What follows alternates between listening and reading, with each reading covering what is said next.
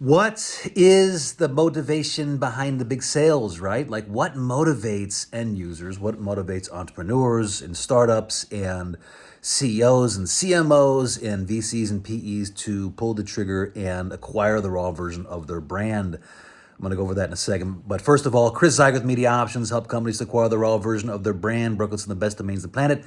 Check it out over at mediaoptions.com. Check out chriszuiker.com. I do a daily podcast, brokering a lot of amazing domain names like OK.com, human.com, agent.com, url.com, wanted.com, source.com, loyal.com, and just a lot of other amazing domain names. So check that out over at mediaoptions.com.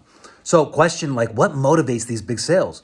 Like why do companies and startups, why do they spend 6 figures to 7 figures on a domain name, on owning the raw version of their brand?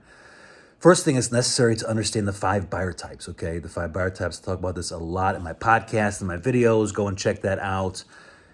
You start with the the hobbyist, then you go up to like the local solo entrepreneur. Third buyer type is your legacy and your regional companies. Then you go to your Bible and scalable startups. Those are the startups that have raised money and raised cash. And then you go to your high rev entrepreneurs. So what motivates them? Okay, the big sales happen in buyer type 4 and buyer type 5. Okay, your Bible and scalable. Now, you have to understand the essence of what they're trying to do. They're trying to very quickly gain momentum, right? They borrowed money, they have money on the line, investors on the line, and they need to produce a return. A lot of times it's for an emerging industry, emerging market. They're using AI and kind of a little bit of a twist on things. And they need quick momentum. Like they don't have the time to create confusion.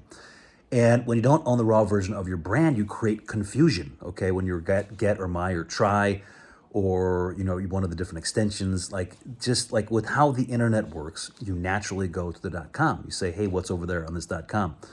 I talk about the 7 dimensions. Make sure you download my book. I want you to download my book, Domain Name Broker Secrets. Buy it on Amazon, get a hard copy, like $12 or something, $16. Leave me a good review if you like it.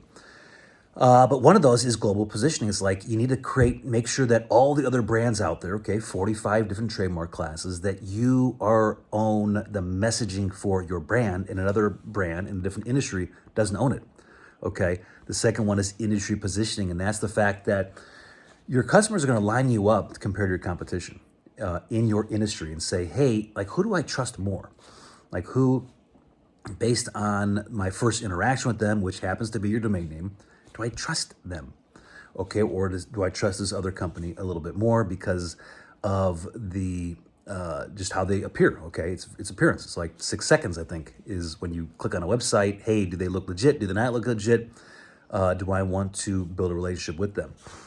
And when you acquire the raw version of your brand, you're buying the wind that's behind that, momentum that's behind that. Okay, it's this time threshold that Alex Hormezy talks about in his book, $100 Million Offers, and that you're compressing that time from, let's say, 5 years to 6 months. Okay, you're compressing that down because you own and you've created simplicity and clarity.